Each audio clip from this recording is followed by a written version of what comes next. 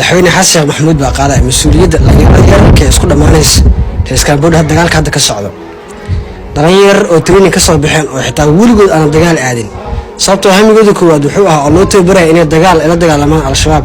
laakiin their first time ee dagaal galaan ciidamo Soomaaliyeed laga horkeenay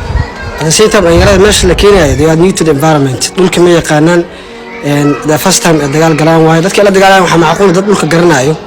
dagaalyahanada ahaa inay yihiin baa laga yaabaa dagaalkii ugu dambeyn waaqow haddana wana waa agood dagaal kala bilowday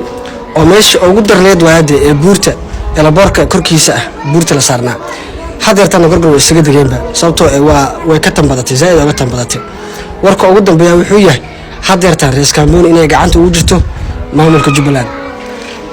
kulli dhalinyarada gorgorna iyo dhalinyarada macnaha kulli ciidanka federaalkana way isaga dageen buurti hadii mar buurtaas laga qabsadana wax awood meesha jirta ma sababtoo ay tahay hadii ay ilaa caaw si joog lahayd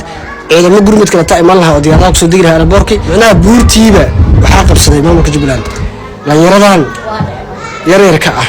oo la soo qaldaayo oo xaliis dadka walaalada lagu horkeenayo Soomaalida lagu horkeenayo hal iska daayo meel bay muhiim u tahay Etoobiyaanka barnaamijka lagu horgeeyo dhalinyarada hadiiba ay shahiidayaan shahiidka xaq ku banaayay Etoobiyaanka soo galay hal lagu horgeeyo inta kuma laha meeshan wax colaad ka ma jirto nabad bay dadkan haystaan ha ku soo daabulina